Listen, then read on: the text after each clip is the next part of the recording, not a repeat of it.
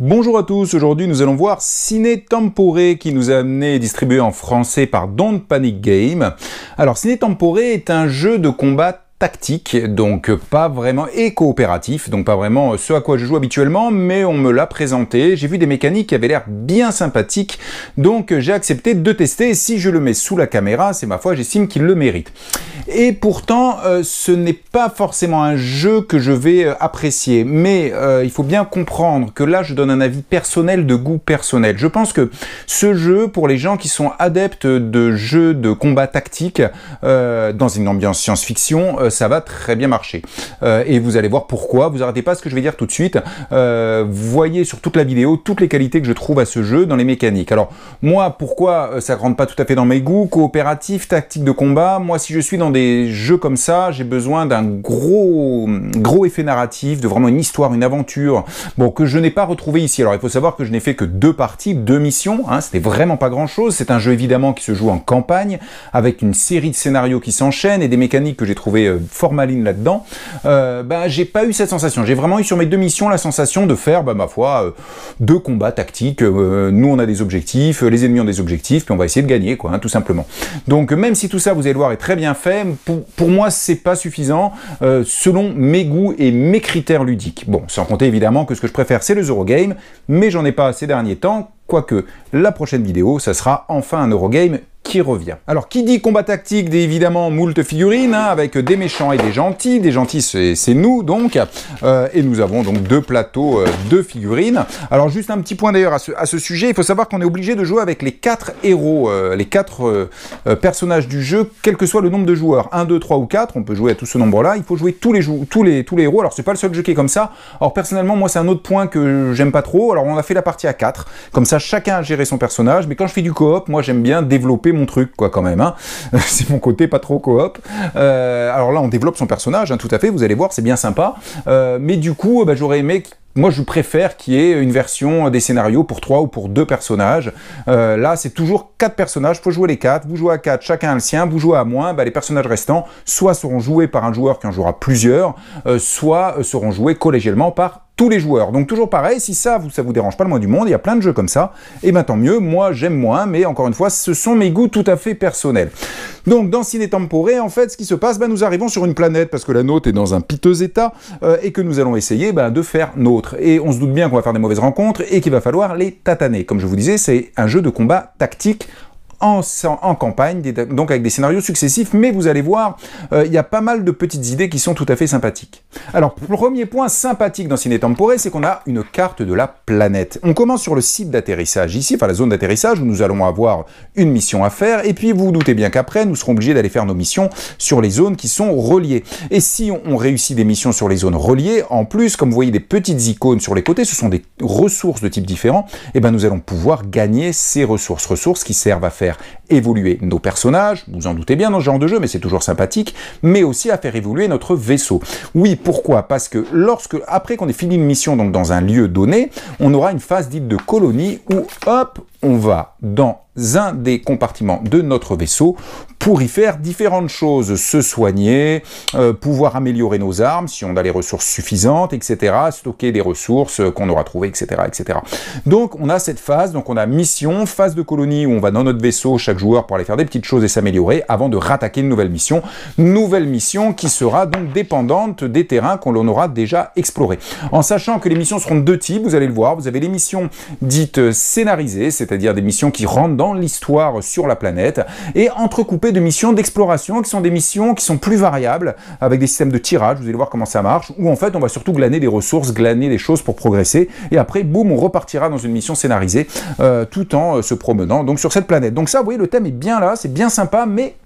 Pour moi, en jeu, j'ai eu un manque, j'ai pas eu d'histoire quand même, hein. J'ai pas eu d'histoire, et ça, moi, ça m'a dérangé, parce que c'est ce que je cherche, mais bon... Tout le monde n'est pas comme moi. Bien évidemment, c'est pour ça que je vous présente, parce que vous allez voir, déjà, rien que ça m'a plu, mais il y a d'autres choses qui me plaisent. Mais ce système-là que je viens de vous expliquer, mission, phase colonie, on va dans le vaisseau, on s'améliore, puis de remission, mais il y a une vraie carte, donc on va dans différents endroits de la planète, et on les choisit en fonction des ressources que ça peut nous apporter, c'est plutôt sympa. Alors, comment ça démarre? Alors, on a bien évidemment un livret de règles, mais en plus, on a un livret de campagne. Alors, le livret de campagne, lui, alors il a lecture, hein, va vous expliquer comment vous organisez une campagne. Là, je vous passe un petit peu rapidement. Et ensuite, une fois que vous avez lu ça, là, vous avez le descriptif des différentes pièces de votre vaisseau, les ressources et comment il faut l'améliorer. Vous allez arriver, voilà, aux missions. La première, un accueil chaleureux que vous avez là, ça vous décrit la mission. Et ça, c'est une mission dite narrative. Donc, vous avez la carte ici qu'il va falloir mettre avec les ennemis, les objets, etc. Le petit briefing de mission, comment on fait pour gagner, comment on fait pour perdre, l'ennemi, quels sont ses objectifs, et oui, il y aura une IA, hein, donc un système pour faire jouer les ennemis, et leurs objectifs seront très importants. Il peut y avoir plein d'options différentes, des règles spéciales, et puis victoire ou défaite, ben évidemment, les conséquences ne sont pas les mêmes. En sachant, alors en défaite, c'est simple, hein, vous recommencez la mission jusqu'à ce que vous la réussissiez, donc c'est assez simple. Moi, j'aurais bien aimé des défaites qui changent en gros le scénario, parce que bah, on a perdu, donc on n'est pas là, enfin je sais pas, des petites choses. Et évidemment les règles spéciales et puis les petits, vous voyez marqué chasseur ici, il y a des petits points, font qu'en fait chaque mission est différente. C'est-à-dire que dans ce genre de jeu, bien évidemment, vous avez plein d'options possibles. D'ailleurs, il faut qu'un joueur bosse toutes les règles, mais après il n'explique pas toutes les règles aux autres joueurs. On verra au fur et à mesure où ça arrive.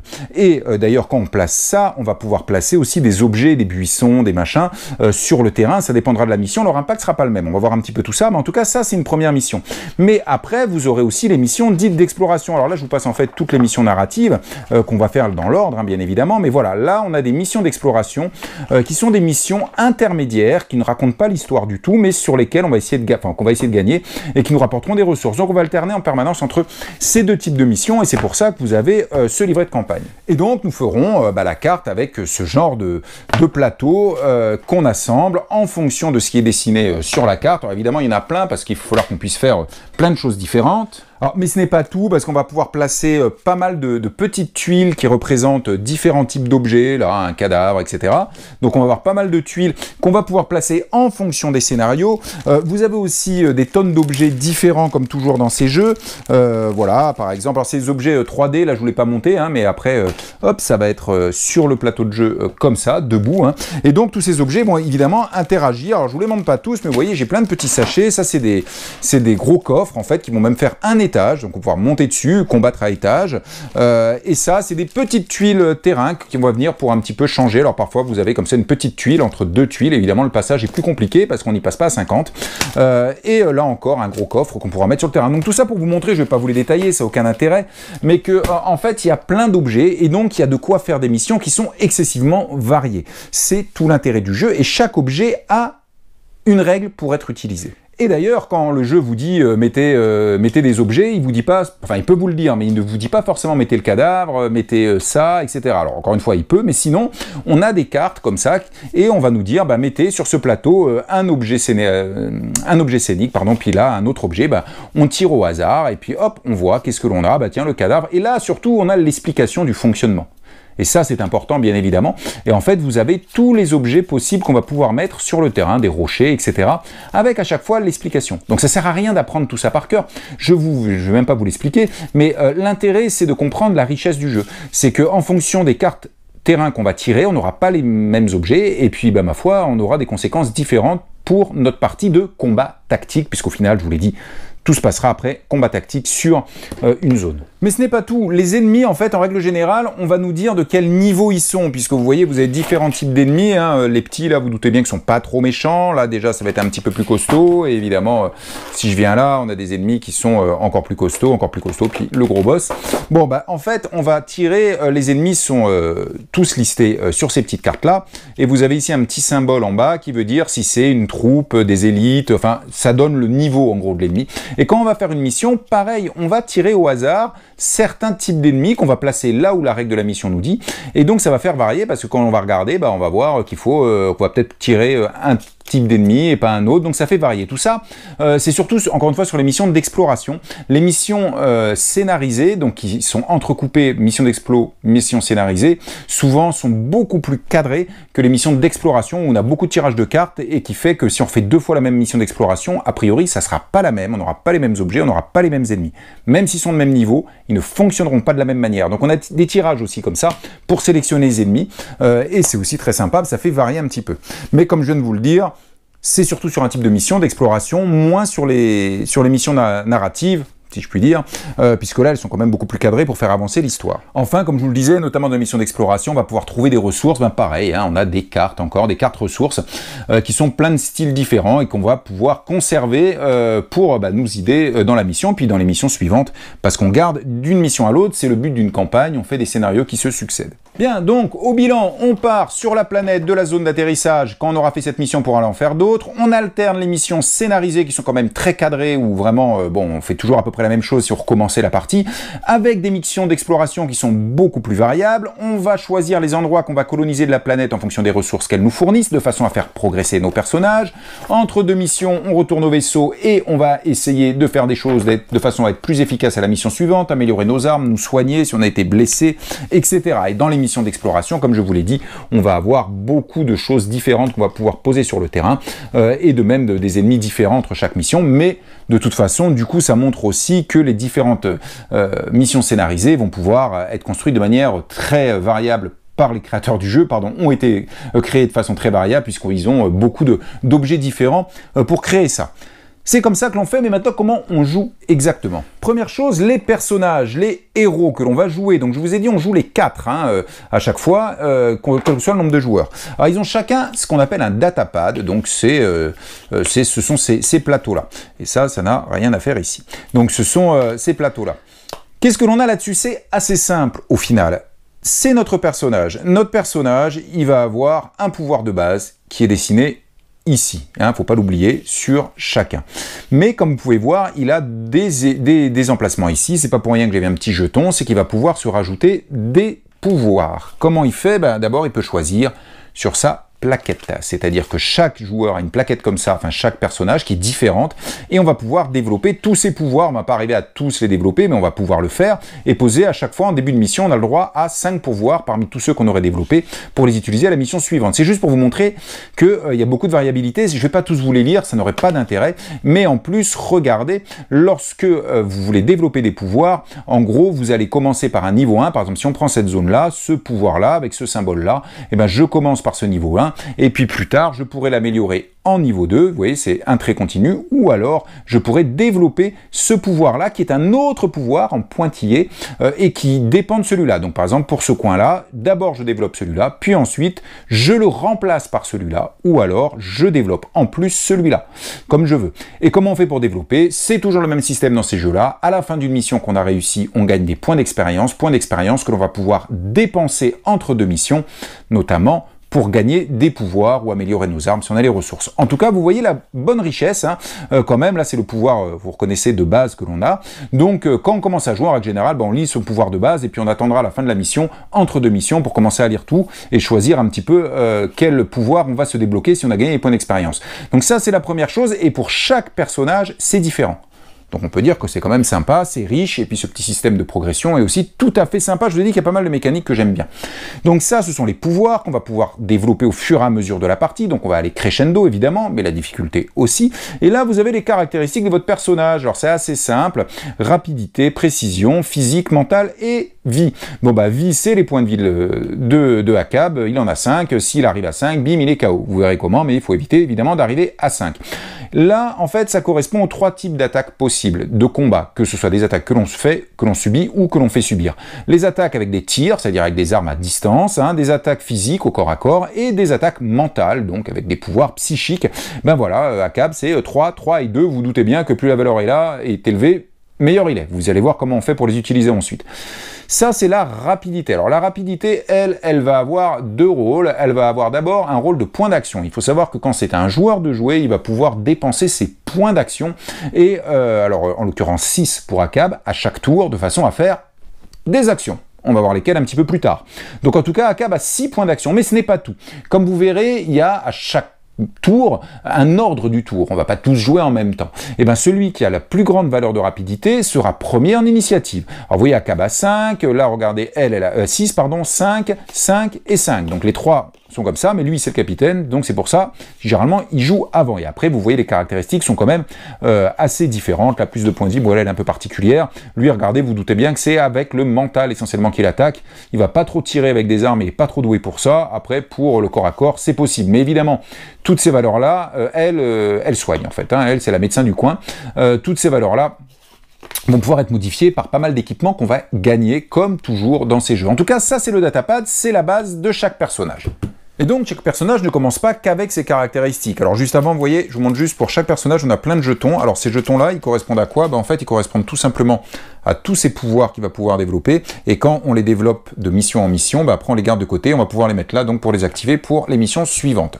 Donc il y a quand même un petit peu de tactique, stratégie là-dedans. Donc je vous disais, c'est pas tout. On a aussi évidemment des équipements. Alors les équipements, on en a tous de base, on commence tous avec, pour Aka, ben, je vous montre lui, en tout cas 2 types d'équipements, son arme et son gant là. Alors pourquoi j'en ai 3? Ben, regardez, vous avez un petit icône, là ça c'est niveau 1, vous vous doutez bien qu'on commence avec ça, mais là c'est niveau 2 et là c'est niveau 3, mais ça on les a pas encore. On pourra remplacer ça par ça, évidemment le pouvoir qui est décrit ici est de plus en plus fort, en sachant que si je veux le niveau 2 qui est ici, je vais devoir dépenser ces 2 ressources là. Alors vous vous souvenez, comme on acquiert ces ressources-là, je vous l'ai montré, c'est en conquérant, en choisissant bien les zones que l'on va conquérir, où on va faire nos missions, de façon à pouvoir récolter les ressources qui sont dans les zones. Donc vous voyez déjà un peu à quoi ça sert. En tout cas, il a ça, et il a son arme. Alors on peut pas non plus avoir des tonnes d'équipements comme ça. Alors l'arme c'est pareil, excusez-moi, ça c'est son niveau 1. Niveau 2, donc ça remplace l'arme niveau 1, mais il faut les ressources indiquées derrière. Là, il faut 2 comme ça en dépenses pour pouvoir améliorer. Et pour passer en niveau 3, il faudra dépenser ça, évidemment. Une arme niveau 2 peut être améliorée en niveau 3, mais pas une arme niveau 1. Au passage, j'en profite pour vous montrer une petite chose. Vous voyez ce petit symbole ici, là, c'est rien. Ça veut dire que si vous avez cette ressource, à ce moment-là, vous pourrez la dépenser pour faire ce bonus-là de l'arme. Je ne rentre pas dans les détails, ça ne sert à rien. Encore une fois, les ressources, on les tire au hasard, souvent quand on les trouve. Alors vous verrez, il y a plein de cartes. Vous avez vu passer d'ailleurs la ressource en question.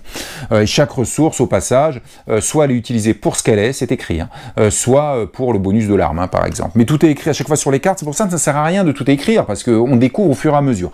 C'est le côté que j'aime bien aussi dans ces jeux, c'est très riche, on découvre, chaque partie est différente, donc c'est tout à fait sympa. Alors on n'a pas juste ça et ça, en sachant qu'on est limité, on a 2 mains, un torse, je ne sais même plus exactement tous les emplacements, mais en tout cas on a un certain nombre d'emplacements pour nos armes, donc on ne peut pas non plus prendre des tonnes de choses différentes, mais on a aussi des armes qui sont un peu plus génériques, qui sont comme ça. Alors en fait, il est indiqué dans le coin qui peut les avoir, parce que vous avez ici écrit, vous allez avoir en bas le symbole qui indique que Akab est un capitaine. Et si Akab est un capitaine, ça veut dire qu'il va pouvoir en plus avoir, alors il y en a pas mal, des choses, voilà, un équipement de capitaine. Vous retrouvez les petites icônes.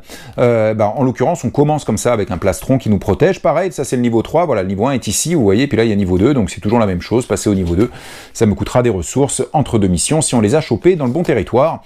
Et après, ça m'apporte aussi des bonus. Donc ça, c'est une position sur le torse. Donc si c'est sur le torse, ça veut dire que je peux pas en mettre 2 sur moi, bien évidemment, et vous doutez bien que ça va me protéger. Donc ça, par exemple, ça améliore votre capacité de résistance aux coups physiques, donc en fait ça va modifier ce caractère-là.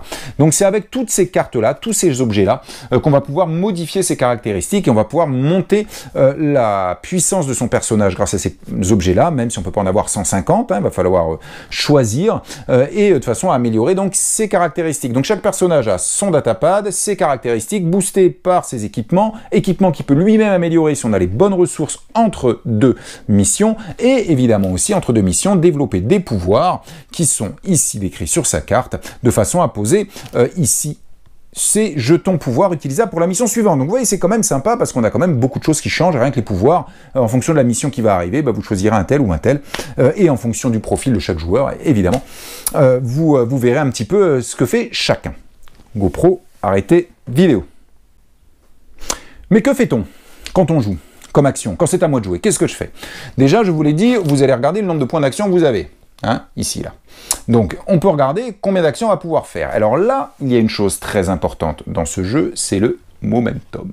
C'est ça. Et ça, c'est un des trucs qui m'avait bien plu, et donc qui m'avait fait dire oui pour tester ce jeu. Donc ça marche d'une manière qu'on a déjà vu dans d'autres jeux, comme vous allez voir, mais c'est ça qui décide de l'ordre du tour. Alors déjà, chaque mission, c'est indiqué sur le livre de campagne, va débuter à un moment donné. Regardez, vous avez ici un chiffre, et là aussi. Là, vous avez les phases, et là, vous avez le chiffre qui va augmenter à chaque fois qu'on fait un tour complet. J'ai oublié le nom, c'est pas très grave. En tout cas, on va par exemple vous dire, vous commencez en 2.1. Ça veut dire quoi? Ça veut dire que ce chiffre-là, il commence sur le 2, vous voyez la petite flèche là, et là, on le met sur le 1. En fait, ça, vous doutez bien que ça va tourner. Et quand ça arrivera ici, on passera en 3. 3.1. Et ainsi de suite. Et on pourra vous dire, la mission commence en 2.1, c'est comme une horloge, et finit en 3.8, par exemple. Donc elle commence, on est comme ça, et quand on aura fait un tour, elle passe en 3, et quand on aura fait, on sera arrivé par exemple jusque ici, on est en 3.8, la mission se termine. Donc ça, vous voyez combien vous avez de tours à faire, mais vous allez voir exactement comment ça marche. Donc ce momentum, comment il marche? Et bien en fait, on va poser dessus des petits jetons qui représentent les héros. Hein. Alors peu importe ce que je mets là, hein, on va faire comme ceci, hein, un peu au hasard. On va mettre les héros. Ça, c'est donné par la règle. Hein. Évidemment, pour chaque mission, ils nous disent exactement où les placer sur le momentum, mais aussi les ennemis. Alors les ennemis, soit tirés au hasard avec les petites cartes que je vous ai montrées tout à l'heure, soit indiqués. Alors généralement dans les missions narratives, c'est indiqué, puis dans les missions d'exploration, c'est souvent tiré un peu au hasard, mais dans un niveau donné quand même, parce que les missions, évidemment, au début, on n'est pas très costaud, donc on n'a pas des ennemis trop difficiles. Et donc on va devoir les placer comme il faut, en fonction que c'est indiqué dans un des cadrans. Voilà. Alors il faut savoir que les ennemis, vous voyez, ils sont représentés, mais en fait, ils ont aussi des cartes. Et on va prendre évidemment les cartes qui correspondent aux ennemis de la mission et qui ont des caractéristiques que vous reconnaissez. Elles ne sont pas tout à fait les mêmes que les héros. Vous retrouvez en commun ici la rapidité qui correspond aussi au nombre de points d'action que l'ennemi va pouvoir dépenser, mais aussi à son initiative. Et vous retrouvez ici, par contre, sa capacité à résister aux coups. Et là, sa capacité à résister aux coups physiques et aux coups mentaux. Là. Et là, c'est points de vie. Donc quand on l'attaque en mental, par exemple, bah, déjà, il faut faire plus de 2 dégâts sur elle pour commencer à la toucher. Hein. Lui, plus de 1. Par contre, en physique, si vous l'attaquez en physique, avec des armes de tir ou au corps à corps, dès que vous mettez un coup, bim, ça les touche tout de suite et ça leur fait une blessure, en sachant, comme vous voyez, qu'ils ont un certain nombre de points de vie qui est indiqué en bas. Le seul symbole que vous voyez pas, c'est celui-là, mais je vais y revenir dans un instant. Sinon, ça, c'est leur résistance au coup. Hein, faut bien comprendre. Donc, en tout cas, on va poser les 2 cartes à côté. Donc, on va regarder aussi leurs pouvoirs, parce qu'il faut savoir, et ça c'est très important, qu'ils vont avoir des pouvoirs.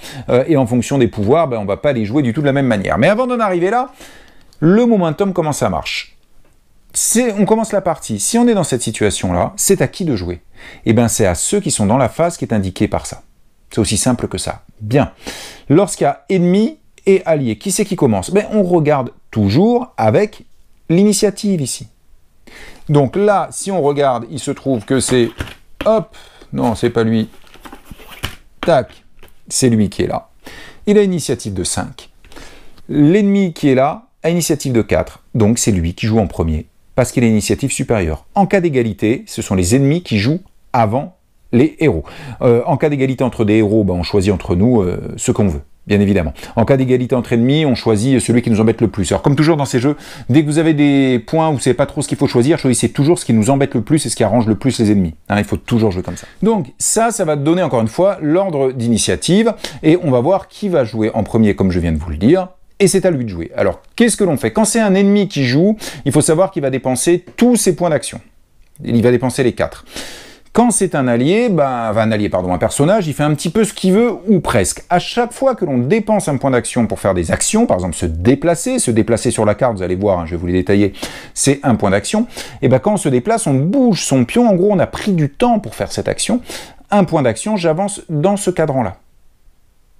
Si j'utilise, mettons, pour lui qui a 5 points d'action, 4 points d'action en différentes actions, peu importe, vous allez voir, on dépense nos points d'action comme on veut, j'avance de 1, 2, 3 et 4. Tout simplement. Et oui, maintenant il est là, donc avant qu'il rejoue, il faudra que ça tourne, il faudra que tous ces gens-là jouent avant lui, avant que ça revienne ça ici, et puis on verra qui est avec lui dans le cadran, et qui a l'initiative en fonction de ça, comme je vous l'ai dit. Pour les ennemis, c'est un peu plus facile. Il a 4 points d'action. On lui fait faire ses actions en fonction des règles que je vous expliquais après. Et il avance de 1, 2, 3 et 4, puisque lui, il en a 4. Et il vient se mettre là. Alors, il dépense toujours ses 4. Alors, vous verrez, parfois, il ne va pas pouvoir faire des actions pour 4 points. Mais peu importe, il bouge quand même de 4 cadrans. C'est comme ça. Mais les choses sont un peu plus compliquées que ça. En fait, ce qu'il faut comprendre, c'est déjà, si on est dans ces situations-là, que c'est à lui de jouer, donc un personnage, ici, décider, mettons, de dépenser qu'un seul point d'action, parce que dans la zone où il est, par exemple, faire juste un petit déplacement, se cacher, et c'est tout. Ok, il déplace juste ici. C'est fini? Non. Il y a une règle à bien comprendre. Vous êtes obligé, quand vous jouez, de dépenser suffisamment de points d'action pour rejoindre le premier jeton ennemi qui est après vous. Donc je suis ici, je casse, puisque c'est lui. Quoi qu'il fasse dans ses actions, il doit au moins dépenser 2 points d'action pour arriver jusqu'ici. Alors là, vous me dites, et s'il n'en a pas assez? Mettons, si l'autre était Bon, c'est pas possible, mais s'il était là et qu'il n'avait pas assez, bah, il dépense tous ses points d'action pour se rapprocher au maximum.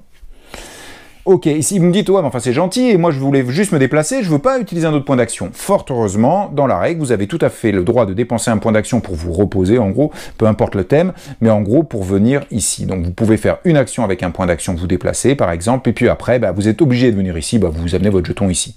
À partir du moment où il vous reste suffisamment de points d'action pour le faire, ce qui devrait toujours être le cas quasiment. Et même si vous ne faites pas d'action avec ces points d'action, vous déplacez, vous êtes obligé. Ça, c'est la première règle. Donc on est toujours obligé, lui, il ne pourrait pas s'arrêter là. Deuxième règle. Si j'avance et que je dépasse un jeton, que se passe-t-il? Ben oui, je ne vous l'ai pas dit, ben, il se passe quelque chose. Si je dépasse un jeton ennemi, si je lui passe devant comme ça, c'est pas aussi simple, il se passe quelque chose. Pour comprendre ça, il faut comprendre deux points. D'abord, les ennemis peuvent être en plusieurs exemplaires. Alors, quand c'est, regardez, c'est quand même marqué horde ici, ça veut dire que déjà, eux, ils arrivent toujours en 2 exemplaires. Alors, le livret de campagne est indiqué où on les place. Bah, à chaque emplacement où il y a écrit un ennemi comme ça, vous en mettez 2, hein, tout simplement. Ça, c'est la première chose. Mais de toute manière, on pourra avoir indiqué de placer 3 comme ça, pof, pof, pof, à 3 endroits différents. Bon, il faut savoir que chaque jeton qui est ici correspond à tous les ennemis de ce type-là. Hein. Donc quand on active, comme je vous l'ai montré, un ennemi, en fait on n'active pas un ennemi, on active tous les ennemis de ce type-là, qui sont sur le plateau, suivant des règles. Tous, on les active. Ça c'est la première chose. Deuxième chose, il faut savoir qu'il y a la caractéristique que je vous ai montrée ici, en fait, qui est la vue, on va dire, de l'ennemi. Lorsque vous avez un ennemi, hop, qui est sur le plateau, tac, il a une certaine vue. Elle, par exemple, alors je crois pas que ce soit la bonne figurine, si c'est la bonne. Elle a une vue de 6, c'est-à-dire que tout ce qu'il y a autour d'elle de 6 cases, elle le voit. Bon, ouais, 1, 2, 3, 4, donc autant vous dire qu'elle voit loin quand même. Hein. Donc là, si on n'est que sur 2 plans comme ça, bon, la carte peut être bien plus grande. Hein. 1, 2, 3, 4, 5, 6, elle voit jusqu'ici, il n'y a que ceux qui sont là qu'elle ne voit pas. Mais sinon, elle les voit. Et bien, si vous dépassez un jeton, et qu'il y a des ennemis de ce type-là, pour lesquels vous êtes dans leur ligne de vue, et avant de faire votre action, je précise, vous déclenchez une réaction de ces personnages-là. Qu'est-ce que ça veut dire? Je répète, si vous dépassez un jeton d'ennemi et que vous êtes à un endroit qui est dans la ligne de vue, donc dans les 6 cases, par exemple pour celui-là autour, de l'ennemi que vous venez de dépasser, vous l'activez. Alors, s'il y en a plusieurs, comme ça, on vérifie pour chacune d'elles. Hein. Si vous êtes dans la ligne de vue de 3 comme ça, bah, vous activez les 3. Si vous êtes dans la ligne de vue que de 1, bah, vous activez qu'une, bien évidemment. Mais vous les activez. Donc, ça veut dire qu'elles vont agir. Alors, elles vont vous attaquer, elles vont bouger, on va voir comment agissent les ennemis, mais en tout cas, elles vont agir. Donc, vous les faites agir avant leur tour, au final. Parce que normalement, elle aurait dû attendre que ça arrive ici pour agir. Donc elle agit avant son tour parce que vous êtes passé devant. Mais je le répète, attention, il faut être dans leur ligne de vue. Donc vous pouvez dépasser des jetons et n'avoir aucun de ces ennemis indiqués qui vous voit parce que vous êtes trop loin. Mais en tout cas, si vous dépassez et que vous êtes dans la ligne de vue, tous les ennemis de ce jeton, qui correspondent à ce jeton, encore une fois, et vous êtes de sa ligne de vue, paf, ils agissent. Ils agissent tous, et ceux qui sont un peu trop loin, ben, n'agissent pas. Donc ça les fait agir avant leur tour, et surtout, ils agissent avant que vous fassiez votre action. Vous déplacez votre jeton, on fait agir les ennemis, puis après vous faites l'action en question pour laquelle vous êtes déplacé. Alors il faut savoir qu'il y a un jeton qui est important dans ce cadre-là, c'est celui-là. Parce que si je passe comme ça devant, et mettons qu'elle s'active et agisse, une fois qu'elle a agi, je lui mets ce jeton-là dessus. C'est-à-dire qu'elle a fait une réaction. Si plus tard, un autre joueur va agir et passe devant et est dans sa ligne de vue, comme elle a déjà réagi, elle ne réagit plus. Et même quand le cadran va venir ici, c'est-à-dire que c'est ceux-là auront agi, et qui viendra ici où normalement elle doit agir, on va regarder toutes les figurines qui correspondent à ça, et celles qui ont ce petit symbole-là, on le retire, mais elles n'agissent pas. N'agissent que celles qui n'ont pas réagi. Donc en fait, on agit bien qu'une seule fois notre tour chacun, quel que soit l'ordre. Qu'une seule fois, puisque du coup on enlève ça, et sa réaction lors du passage d'un personnage aura été son action pour son tour. Et après, on bouge évidemment ça. Donc ça, il faut bien le comprendre, et c'est pour ça que ces jetons, c'est important de bien les mettre, surtout ceux qui réagissent. Et il faut bien le comprendre, parce que si quelqu'un fait réagir des ennemis, et que vous, derrière, vous allez le refaire réagir, ben regardez, si ça se trouve, les ennemis qui vous voient ont déjà réagi juste avant, donc ils ne réagiront pas. Donc vous pouvez aller dépenser vos points d'action. De toute façon, on les fait réagir, hein. On ne va pas exprès s'arrêter pour éviter de les faire réagir. Il faut quand même agir dans le jeu, donc il faut quand même avancer. Voilà, donc dans cette configuration-là, lui, il a joué. Mettons qu'elle ait réagi, on lui aurait mis un jeton. Bah, ensuite, on tourne. Voilà, eux, bah, on va les faire agir pour 4. 1, 2, 3, 4. On le place ici, puis on tourne. Là, on a 3 alliés. Bah, on va regarder l'ordre d'initiative, et puis après, on va choisir. Ils vont agir, dépenser un certain nombre de points, éventuellement faire réagir des figurines qui n'auraient pas déjà réagi. J'ai bien dit réagi. Hein, parce que lui, il a agi, s'il est venu ici, que lui, il agit, il lui repasse devant, eux, ils réagissent. Hein. Et ainsi de suite, et puis on arrive ici, et puis maintenant, on tourne, et ainsi de suite. Et c'est comme ça qu'on avance. Donc l'ordre du tour est donné par ce momentum, et le temps qu'on utilise en fonction du nombre de points d'action que l'on a à chaque tour. Alors là, vous pouvez vous demander à quoi correspondent ces symboles, là, vous voyez ? Bah en fait, regardez, sur les cartes, vous voyez, vous les retrouvez sur les cartes ennemies, parce qu'il y a des pouvoirs qu'ils n'utiliseront que lorsqu'ils seront sur des cases comme ça, avec ce symbole. Sinon, ils ne les utiliseront pas. Hein, donc c'est juste lié à ça. Alors, quelles actions peut-on faire? Alors, quand les personnages jouent avec leurs points d'action, 5, 6, ils peuvent se déplacer à chaque case où on se déplace orthogonalement, hein, bien sûr. C'est un point d'action pour case. On peut aussi attaquer, bien évidemment, avec nos armes, et c'est écrit ici le nombre de points d'action en fonction de l'arme qu'on va utiliser. On peut utiliser les compétences, vous vous souvenez, les petits jetons qu'on vient mettre là, ces compétences qui nous sont indiquées sur notre tableau personnel, à la fois ça explique ce que ça fait, mais aussi le nombre de points d'action que l'on doit dépenser si on veut utiliser la compétence. Après, on va pouvoir, évidemment, vous doutez, récupérer des objets sur le terrain. Alors, au passage, j'en profite pour vous dire, quand une figurine comme ça ennemie meurt, enfin une grande, hein, une moyenne, vous voyez, là vous avez une moyenne, vous avez des très grosses, là comme ça, puis les toutes petites que je vous ai montrées tout à l'heure. Bon, bah, quand vous avez une figurine moyenne ou grande qui meurt, hop, vous mettez un jeton butin, comme dans tout jeu, hein. Il y a des tonnes de jetons hein, dans ce jeu, un jeton butin à sa place, donc vous allez pouvoir ramasser ça, ça aussi c'est un point d'action. Vous pouvez interagir avec des objets qui seraient autour de vous, il peut y avoir des ordinateurs, etc., etc. Donc, en gros, on se déplace, on attaque, on récupère des trucs qui traînent par terre, tout ça c'est un point d'action sauf l'attaque en fonction de l'arme. On interagit avec des objets, bah, ça dépend un petit peu de l'objet, mais ça c'est les cartes objets qui nous racontent tout, de façon à faire des choses, mais pareil, en fonction de la mission, tout simplement. En sachant que si on est à côte avec un autre joueur, on peut échanger des ressources. Vous vous souvenez, ces petites cartes-là, sans que ça coûte de points d'action. Alors, dans ce jeu, je vous les ai mis là, il y a des dés. Et oui, très souvent dans les jeux comme ça, il y a des dés, alors ils sont un peu particuliers, adaptés au jeu. Et ils servent lorsqu'on attaque ou lorsqu'on se défend. Je vous ai changé la figurine, je vous ai mis Akab qui est ici. Quand on attaque toujours avec une arme, hein, évidemment. Donc, cette arme. C'est assez simple. Quand on attaque, on dépense le nombre de points d'action qui est indiqué là. Encore faut-il les avoir. Ensuite, on attaque à une certaine distance en fonction de l'arme. Ça, c'est une arme de tir. Elle l'attaque entre 1 et 4 cases de distance de Akab. Ça, c'est la deuxième chose. Ensuite, il a un bonus de 1. ATB, c'est attaque bonus, j'imagine, c'est en anglais. Ça veut dire quoi? Eh bien, ça veut dire que je rajoute ce bonus à sa puissance d'attaque d'Akab, qui est ici, qui est bien mieux. Hop, le voilà, qui est une attaque à distance. Ça, c'est attaque à distance, c'est précision. De 3. Donc 3 plus 1, ça fait 4. Bien, la belle affaire. Maintenant, j'ai un petit symbole comme ça, avec une balle. Pourquoi une balle? Parce que c'est une attaque à distance. Et j'ai 1 plus 3, 4. Je fais quoi? Eh bien, je jette 4 dés. 3 dés pour précision de tir à distance, plus mon bonus, 4 dés. Donc, je prends 1, 2, 3, hop, pardon, 4 dés. Je les remue, hop, et je les jette. Et j'obtiens quoi? Eh bien, bon, peu importe, hein, j'ai retourné le dé, je regarde. Qu'est-ce qui touche? Ah, bah, les balles. C'est quand j'obtiens des symboles balles. Donc ça veut dire que là, en l'occurrence, j'ai fait 3 touches. Donc si je l'avais attaqué elle, je lui ai mis 3 baffes. C'est aussi simple que ça. En sachant qu'à ce moment-là, on regarde tout de suite si elle a une résistance physique, elle n'en a pas, parce que le tir ou le corps à corps, c'est pareil. Donc elle prend 3 points de dégâts, et elle a 6 au total, donc il en reste 6. Bon, alors évidemment, il y a des jetons parmi tous ceux-là, qui sont des petits jetons avec des cœurs, pour marquer les points de dégâts et les garder à côté de la figurine. C'est très simple. Regardez, en dessous, c'est un autre type d'attaque, c'est les attaques au contact. Comme vous voyez, c'est un point. Donc, range 1, bah oui, il faut être au contact. 3 points d'action pareil. ATB 2, donc bonus de 2. Alors, moi, quand on attaque au contact, ce n'est plus la précision, mais c'est le physique. Donc, Akab à 3. 3 plus 2, 5, donc s'il fait une attaque au contact, il a 5 dés, c'est quand même mieux. Mais regardez maintenant, il ne doit pas obtenir des balles, il doit obtenir des points. Bah oui, c'est assez thématique, c'est logique. Donc voilà, il jette ses 5 dés, 1, 2, 3, hop, 4, 5, là par exemple, s'il avait jeté celle-là, ben hop, il a 1 point, donc il fait 1 dégât. Tout simplement.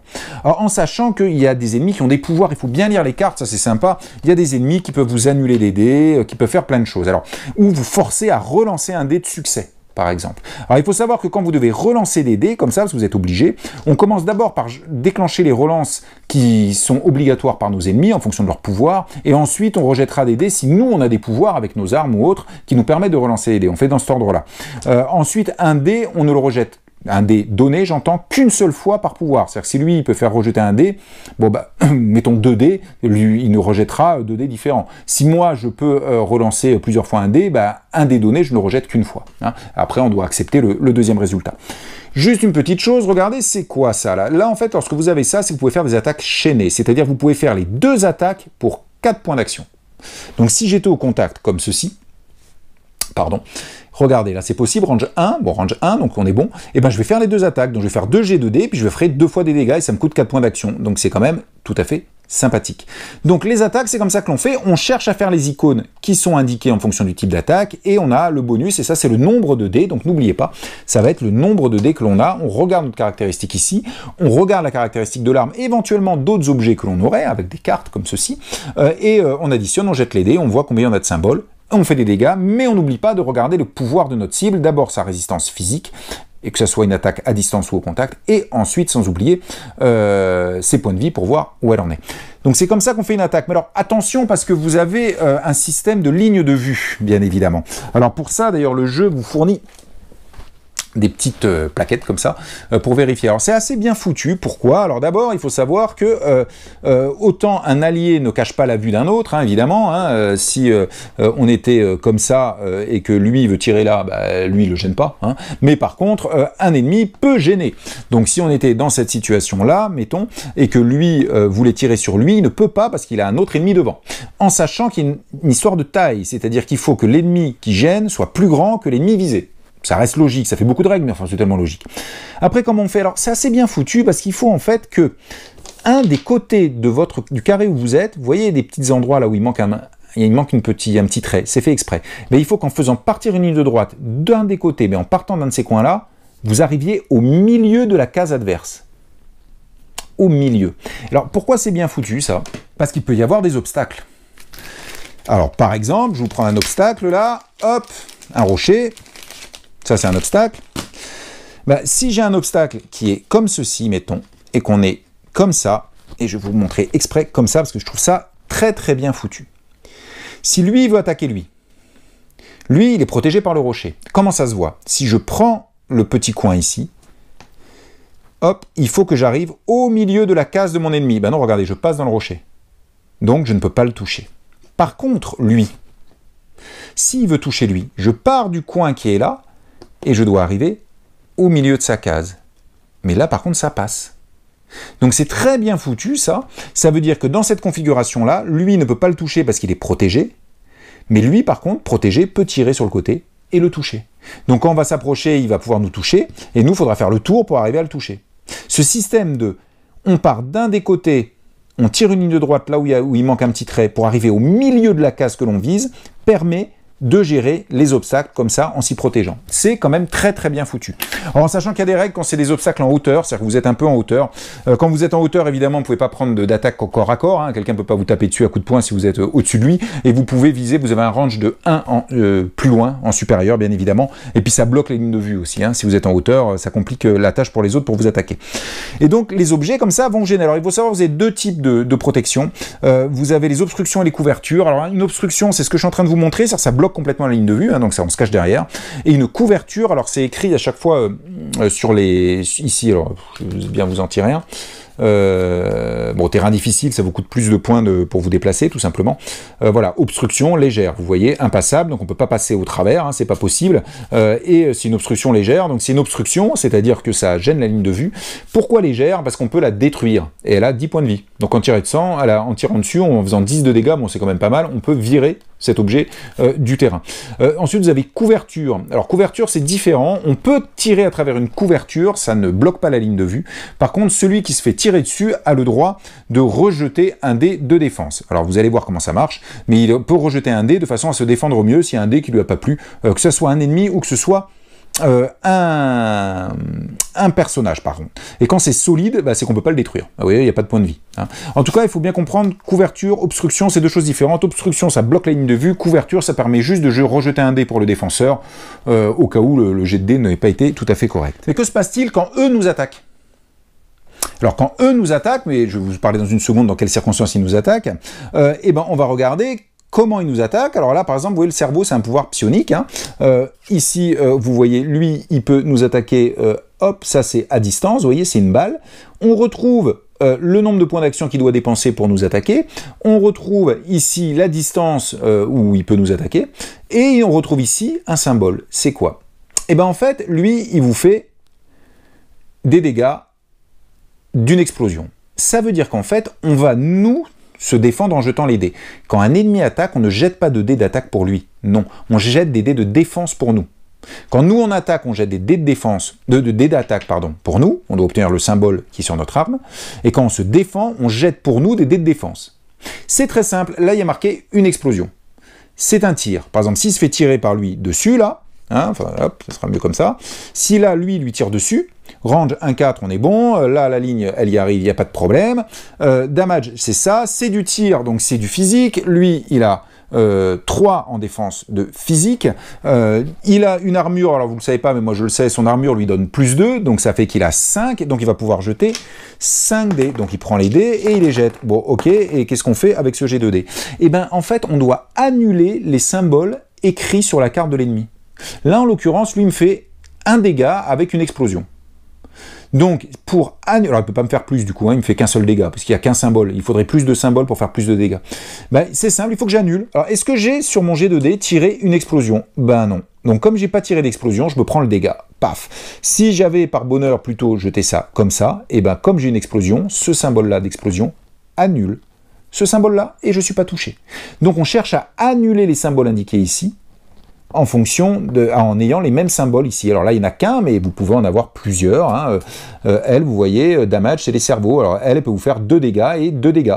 Puisque vous voyez, un symbole explosion et un symbole cerveau, et ben c'est ça qu'il faut que je tire pour pouvoir annuler. Si c'était elle qui avait attaqué avec cette arme-là, flamme spirituelle, et que je jetais 5 dés, boum, je jette les dés, j'ai un cerveau, 2 cerveaux, ah ben génial, ben non, là j'ai un cerveau, donc j'ai annulé une frappe, par contre j'ai pas d'explosion, c'est l'attaquer avec ça, donc je prends un dégât. Si elle avait attaqué avec ça, par contre, avec ce jet-là, j'ai mes 2 cerveaux, donc j'ai annulé les deux dégâts, parce que j'ai annulé les 2 symboles. Alors vous voyez, faiblesse, saignement, feu, tout ça, ce sont énormément de possibilités qu'il y a dans le jeu. Ça, c'est une attaque qui peut faire qu'un seul dégât, même si vous annulez aucun des 2 symboles, vous ne ferez qu'un seul dégât. Saignement, c'est vous allez vous prendre des points de vie en moins à chaque tour. Feu, pareil, il y a des moyens d'éteindre le feu. Alors, je vous montre pas tout, bien évidemment, mais encore une fois, ces états, il y en a plein, et ça aussi, c'est toujours très sympa dans ces jeux-là, c'est que ça enrichit énormément le jeu, puisqu'on va pouvoir avoir plein d'états différents, positifs comme négatifs. Vous voyez tous ces jetons.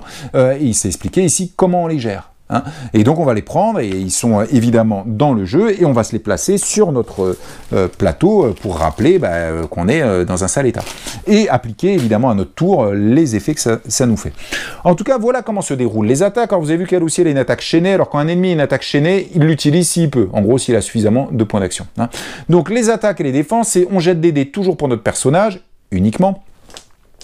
Et que ce soit en attaque, ou là ce sont nos dés d'attaque, ou en défense, pour annuler les symboles qui sont ici. Alors si on est touché, on perd des points de vie, hein, vous en doutez, mais si on atteint notre nombre de points de vie maximum, que se passe-t-il? Eh bien à ce moment-là, si on l'atteint, mettons que lui est atteint, et bien sur le momentum, on va nous déplacer sur le côté là. On ne tombe plus. Jusqu'à ce que quelqu'un nous soigne. Alors quand quelqu'un nous soigne, on va replacer notre personnage juste sur le cadran suivant l'endroit où est le momentum. Par contre, si ici le temps passe et on arrive ici, que je suis toujours à l'extérieur, parce que je suis toujours KO, parce que quand quand on a tous nos points de vie qui sont partis, on est juste KO comme ça sur la case, hein, qu'on est toujours KO, à ce moment-là, on est obligé de tirer une blessure grave. Alors ça, c'est tout de suite moins drôle. Donc, c'est-à-dire que s'il y en a un qui est blessé et qui est sur le côté, il va falloir le soigner avant que le momentum arrive à cet endroit-là. Alors, les blessures graves, c'est toujours des vacheries, voilà, généralement moins un point de vie, moins une compétence, pour se déplacer, ça coûte un point d'action en plus, etc. Les blessures graves, on les soigne à l'infirmerie entre deux missions en allant dans le vaisseau. Tout simplement. Donc ça, c'est ce qui se passe si on se fait trop taper dessus. Encore une fois, je suis KO, je mets mon jeton sur le côté, et quand le momentum arrive sur mon jeton, je prends une blessure grave si personne ne m'a soigné. Et si on m'a soigné, je vous l'ai dit, je reprends mon jeton, je le mets juste après, là où on en est sur le momentum. Donc je jouerai bientôt. Et les dés rouges, les dés rouges, c'est très simple. Si vous avez 3 blessures, donc pareil, hein, les petits jetons cœur qu'on met sur notre plateau, à chaque fois que vous faites un test, que vous jetez des dés, vous devez jeter un dé rouge avec. Et quand vous jetez un dé rouge, eh bien c'est bien simple, le dé rouge annule chaque symbole qu'il y a sur sa fiche. Dans cette situation-là, par exemple, ce dé rouge annule la flèche, parce qu'il y a une flèche sur le dé rouge. Alors s'il y avait une autre flèche ici, elle n'était pas annulée, hein, bien sûr. Hein. Là, ça n'annule qu'une seule flèche. Et évidemment, vous avez compris, s'il y avait un cerveau, et ben voilà, pof, là, ça a annulé le cerveau et la flèche. Donc ça a une flèche et un cerveau. Donc 3 dégâts, c'est pas bien. Dès qu'on commence à avoir 3 dégâts, il faut essayer de se soigner pour arrêter de lancer à chaque fois un dé rouge quand on jette des dés. Alors ça me permet aussi de vous parler de 2 actions dont je vous ai pas parlé. 1, la concentration. Alors n'oubliez pas, nous on l'a systématiquement oublié dans les 2 parties qu'on a faites. Hein. Quand vous jetez des dés comme ça, voilà, vous avez jeté des dés, vous obtenez un résultat, vous avez le droit. Alors ça vous coûte néanmoins un point d'action de prendre un des dés que vous avez sorti et de le mettre sur votre plateau. Et maintenant, vous résolvez l'action juste avec les dés qui vous restent. Mais ce dé-là, vous pourrez le rajouter à une action ultérieure. Alors attention, on a le droit d'en stocker qu'un seul, hein, vous n'avez pas le droit à chaque fois de le faire. Mais ce dé-là, vous pouvez vous le garder pour une action ultérieure. Donc ça, c'est à penser, parce que si vous savez que là, vous attaquez, mais que dans un autre coup, vous allez faire autre chose, que ce dé-là, au final, pour votre résultat, il ne vous sert à rien, mais qui sera peut-être utile plus tard, mettez-le de côté. Ça vous coûte un point d'action, il faut avoir le point d'action, mais ça, c'est une action un peu particulière, se mettre un dé de côté, comme ça, pour une action suivante. Après, il y a juste autre chose, qui est l'engagement et le désengagement. Il faut savoir qu'à partir du moment où on est au contact, c'est-à-dire côte à côte, hein, comme je suis en train de vous le faire, avec une unité ennemie, on risque d'être engagé. Alors si on a combattu, on est engagé, et on est engagé avec toutes les unités qui nous touchent, hein, comme ça en contact. Mais ce qui peut aussi arriver, c'est qu'un ennemi se déplace, on va arriver sur la façon dont on gère les ennemis, mais si un ennemi se déplace, il arrive à notre contact, mais il n'a plus assez de points d'action il n'a plus qu'un seul point d'action, mettons, il ne peut pas attaquer. Et bien, il utilise ce point d'action, ça lui coûte un point d'action pour nous engager. Alors, quelle est l'importance? Pareil, il y a un jeton engagement hein, qu'on met sur son plateau. Et bien, une fois qu'on est engagé, on ne peut plus partir. Si on part, on prend immédiatement une attaque d'opportunité de tous les ennemis qui nous touchent. Alors, on peut partir, en fait, mais par contre, bim, attaque d'opportunité de tous les ennemis qui nous touchent. Tant qu'on est engagé. Et encore une fois, pour partir, en plus, il y a le coût du déplacement, mais plus un point d'action pour se désengager. Hein. Donc ça vaut mieux leur taper dessus, quand même. Alors, ça dépend. Si on est juste comme ça, que lui, il fait pas très mal, on peut se dire, allez, un point d'action, je me désengage, je me casse, il me tire dessus, c'est pas grave, je tiendrai le choc. C'est aussi possible. Une attaque un peu particulière, je vous ai dit, on peut faire les attaques au corps à corps, on peut faire les attaques à distance. Au corps à corps, on utilise cette valeur. Hein. Donc ça, à propos, pour nous, c'est à la fois la valeur d'attaque, mais aussi la valeur de défense, hein, puisque ça correspond au nombre de dés qu'on jette. Il faut savoir que les attaques psioniques sont des attaques avec les cerveaux, comme ça. Alors, il y a Juka, là, celui-là, ce personnage-là, qui fait des attaques psioniques aussi. Lorsque... pas un ennemi, mais qu'un allié, donc lui en l'occurrence, fait une attaque psionique, on va jeter les dés, il faudra qu'il obtienne des symboles en fonction de son arbre, c'est comme d'habitude, c'est psionique, ça change pas grand-chose. Par contre, quand on fait une attaque psionique, on est obligé de prendre des jetons Oblivion. En gros, attaquer avec son cerveau, ça rend un peu marteau. Alors le nombre de jetons Oblivion qu'on doit prendre dépend de l'attaque, donc là je vous montre pas, mais ça dépend de l'arme psionique que vous avez, ou du pouvoir hein, qu'on met là, dans ces petites cases-là, psionique. Dessus c'est écrit. Prenez tant de jetons Oblivion. Alors, jetons Oblivion, c'est des petits jetons que je vous montre en 2 secondes. Voilà, comme ça. Ces petits jetons comme ça. Quelle est l'importance d'avoir chopé ces petits jetons, on les met sur son plateau, et alors? Et bien maintenant, à chaque fois que celui qui a des jetons Oblivion, parce qu'il a fait une attaque psionique, doit agir, quel que soit, avant qu'il agisse, il doit effectuer un test d'esprit, c'est-à-dire qu'il va regarder combien il a de mental. Par exemple, lui, il a 4 mental. Bon, on peut rajouter, s'il a des armes ou des machins, que lui en rajoute. Donc, en l'occurrence, il doit jeter 4 dés. Et il doit obtenir, dans le jet, une flèche, bon, en l'occurrence, c'est un très bon tirage, pour chaque jeton Oblivion qu'il a sur son plateau.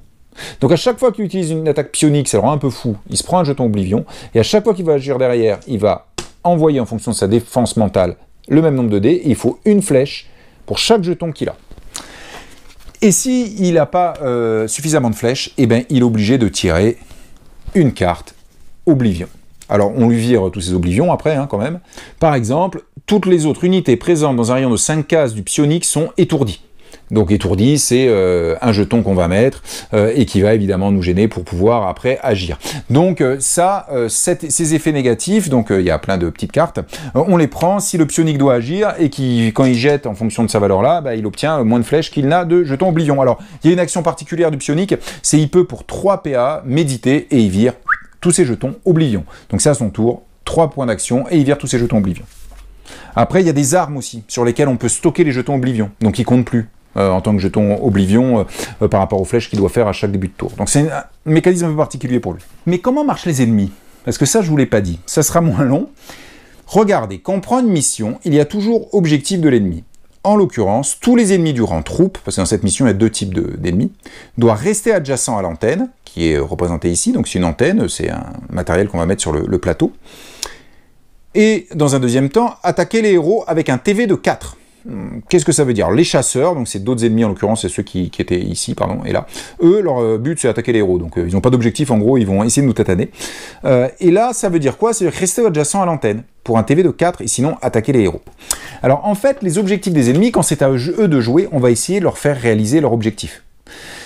Et les objectifs ont des priorités. Le TV, en fait, c'est la priorité. Alors, ça s'appelle TV, parce que c'est en anglais, je ne sais pas ce que ça veut dire, mais peu importe. C'est la priorité. Par exemple, dans cette mission-là, priorité de niveau 4, rester à côté de l'antenne. Alors, il y a une raison à ça, c'est que cette mission, pour la gagner, il faut dégager tous les ennemis qui sont autour de l'antenne.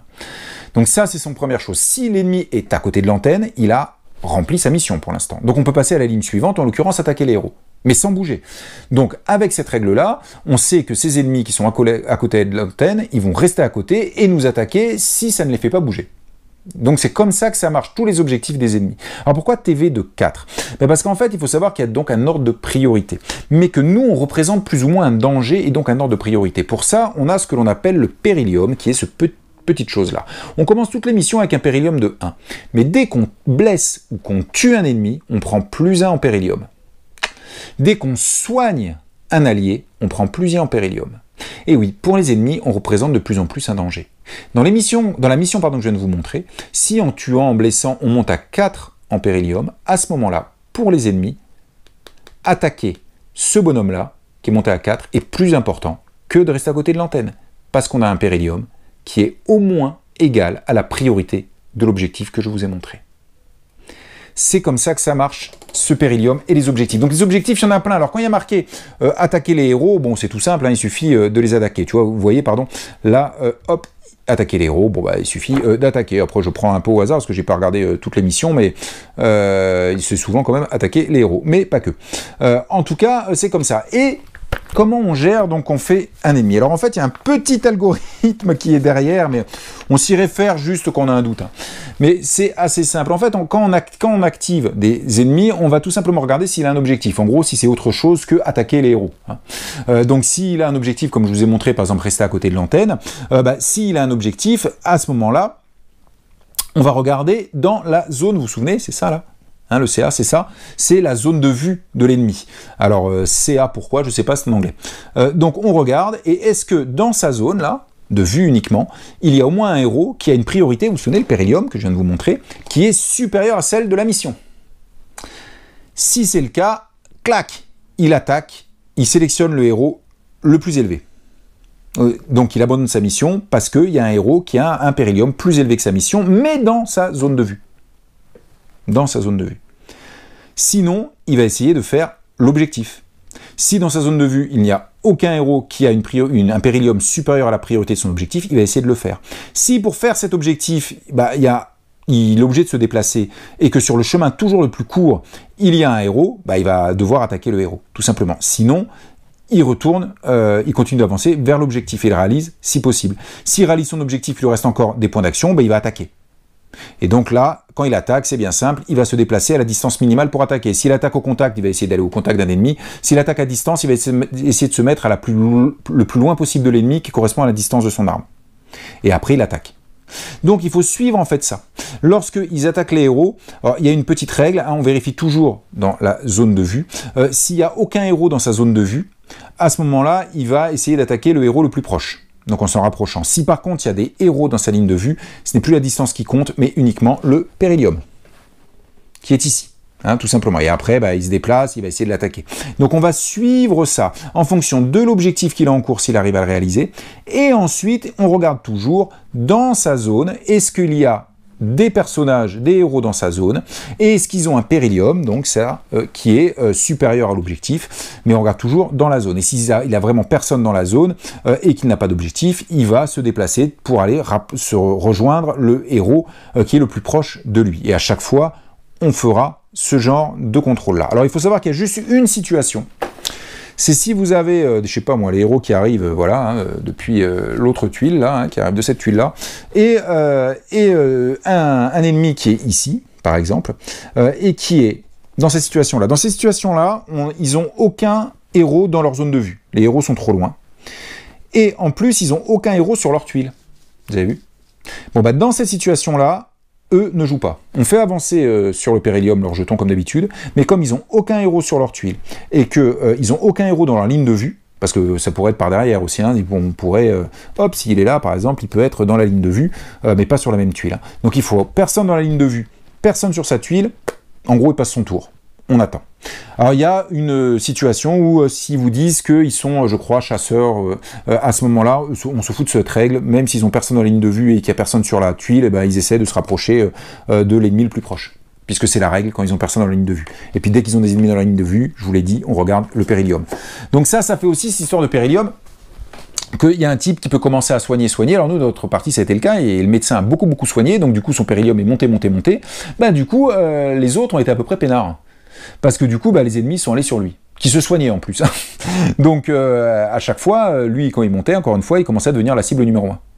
En sachant une chose, c'est que si on vous met KO, vous perdez 2 en périlium. Bon, c'est logique, hein, il trouve qu'en fin de compte, vous n'étiez pas si costaud que ça. Donc quand on vous réveille, vous avez perdu 2 en périlium si on vous soigne, et donc c'est bien. Donc référez-vous quand même à ça en début, quand vous commencez à jouer, parce que vous serez un peu perdu, vous ne saurez pas trop quoi faire. Alors ça, c'est juste un autre petit reproche que je trouve, c'est qu'au début, alors quand vous commencez à jouer à ce jeu, c'est un peu lourd, à mon goût. C'est-à-dire que pour avancer dans la partie, c'est souvent on allait dans la règle, on réfléchit à ce qu'on va faire. Donc ça, c'est un peu lourd. Alors évidemment, plus les parties sont enchaînées, moins c'est lourd, parce que plus on maîtrise le jeu. Mais les débuts sont un peu laborieux, à mon goût en tout cas. Mais encore une fois, c'est assez simple, hein, je viens de vous l'expliquer, bon, pas sur la même tuile, personne là, bim, ils bougent pas, ils passent leur tour, tout d'un coup il y a quelqu'un dans leur ligne de vue, on compare tout de suite avec son objectif, si le périlium est supérieur à l'objectif, bim, il va attaquer, sinon il reste sur son objectif, et sinon il peut se rapprocher de l'ennemi, du personnage le plus proche, s'il n'y en a aucun dans sa ligne de vue. Donc en gros c'est à peu près toujours ça, donc une fois que vous avez joué, vous avez bien compris comment ça marche. Mais c'est comme ça qu'on va faire jouer les ennemis. Et bien évidemment, il y a des tonnes de pouvoirs différents. Elle, en fait, en l'occurrence, elle soigne tous les ennemis à chaque fois qu'elle s'active dans un rayon de 5 cases, etc., etc. Enfin bref, vous avez plein de pouvoirs. Alors, c'est tout l'intérêt de ce jeu, hein, entre les différents types d'obstructions, de couvertures, les objets, avec leurs effets différents, les différents ennemis, avec tous les pouvoirs qu'ils peuvent avoir, qui sont eux-mêmes conditionnels. Alors, ça peut faire sembler être un peu usine à gaz, mais en fait, quand vous placez la mission, là, on prend un peu de temps pour regarder tout ce qu'on a. Et en fait, on va se mettre dans des règles pour la mission. Parce qu'en plus, alors je vous ai oublié de vous montrer juste ça, sur les missions d'exploration, vous avez des événements. Par exemple, là, vous avez cet événement, alors celui-là je m'en souviens, c'est qu'à chaque fois qu'on se fait attaquer par celle-là, on est cloué. Alors il y a un petit jeton qui vient dessus. Alors cloué, ça veut dire quoi? Ça veut dire que à votre prochain tour, vous ne pourrez pas vous déplacer. On défausse le jeton, mais vous êtes bloqué. Alors nous, on a eu ça, alors qu'en fait c'est une mission, il fallait qu'on se barre en plus. Donc c'était rigolo. Voilà, alors évidemment, je vous ai pas donné toute la richesse du jeu, mais vous avez bien compris, chaque ennemi peut avoir des caractéristiques bien particulières, des pouvoirs particuliers, il y a plein de jetons différents. Vraiment, comme je viens de vous le dire, chaque mission a une situation bien particulière et on va en début de mission encore une fois bien réaliser dans quelle situation on est, et ça sera très différent avec des modifications de règles. Et puis évidemment on va aller de mission en mission grâce au livret de campagne qui est comme vous voyez vaste, parce qu'il y a quand même beaucoup de missions pour arriver à faire toute la campagne qui vont s'enchaîner les unes les autres. Alors là c'est les missions d'exploration, puisque je vous l'ai dit, on va alterner des missions narratives qui sont celles-là et des missions d'exploration qui sont celles-là, qui sont là pour nous faire progresser en fait. Hein. Les missions là sont de plus en plus difficiles et les missions d'exploration, elles, vont nous permettre de progresser en améliorant nos armes, etc. Et en trouvant des ressources, donc c'est pour ça que ça, il y a une alternance. Et encore une fois, en choisissant à chaque fois vers où on va pour les ressources qui sont ici, pour améliorer nos armes ou améliorer le vaisseau, puisque c'est là qu'on va entre deux missions pour changer un petit peu les choses et mettre plus de chance de notre côté. Voilà, c'était Ciné Tempore, donc c'était fort long comme vidéo, mais ces jeux sont toujours longs à expliquer, comme ça, si je rentre un peu dans les détails. En pratique, celui qui connaîtra le jeu à la table, mais beaucoup moins de temps, parce qu'il explique pas du tout tout ce que j'ai expliqué, on découvre au fur et à mesure. Donc voilà, je vous ai montré beaucoup de mécaniques, moi que je trouve sympa, j'ai mis un beau désordre sur la table, mais comme je vous dis, moi ce qui me plaît moins, mais c'est très personnel, c'est j'ai pas eu la sensation d'une histoire, c'est vraiment, voilà, j'ai pas eu cette sensation-là, en même temps j'ai trouvé ça un peu lourd en gestion, mais j'ai pas l'habitude de ces jeux. Hein. Puis c'est du coop, alors forcément moi j'aime un peu moins. Donc voilà, un petit peu lourd en gestion, j'ai pas la sensation qu'on me raconte une histoire, et encore une fois un peu coop en plus. Bon, tout ça fait que ça m'a moins branché que j'aurais cru. Pourtant, je vous ai décrit les mécaniques, je les trouve toutes super ces mécaniques. Alors je vais pas m'arrêter ma campagne pour autant. J'ai 2 missions là et on va continuer à la faire. Et peut-être que je vais changer d'idée dans les missions qui suivent, puisque je n'ai qu'une seule mission narrative, qui est la première. Alors il faut savoir que la première mission narrative en plus est facile. Ne vous basez pas dessus, elle est hyper facile. La première mission narrative, c'est pour découvrir le jeu. On peut pas la perdre, quoi. C'est même trop facile presque. Mais c'est pas grave. Dès la seconde mission, qui sera une mission d'exploration, les choses vont sérieusement se corser. Et sur notre deuxième mission, on a réussi de justesse à gagner, ce que j'ai beaucoup aimé, au niveau de l'équilibre, que sur une deuxième mission, on arrive juste à gagner. Donc si je continue à jouer et que tout doucement, il y a quand même une histoire qui se développe et que j'arrive à rentrer dans une histoire, ce que je vous dis ne sera plus d'actualité sur les points négatifs, d'autant plus que ce sera plus lourd, parce que j'aurai appris à jouer, donc maintenant à chaque partie, c'est bon, hein, j'aurai plus besoin de me prendre la tête, j'aurai bien compris toutes les règles, et donc ça sera beaucoup plus positif. Par contre, si je reste dans un jeu qui est que des épisodes de combat tactique les uns après les autres, alors certes dans des situations complètement différentes et originales les unes par rapport aux autres, c'est très bien, mais qui reste en fait, je sens pas trop le lien narratif entre chacune, ça me plaira moins. Mais c'est très personnel. Voilà. Donc c'était Ciné Tempore. Si vous aimez ce genre de jeu, par contre vraiment allez-y parce que les mécaniques sont super sympas. Sinon, passez votre chemin comme d'habitude. Et on se retrouve bientôt. Et là, certainement la prochaine vidéo pour un Eurogame. Bon jeu!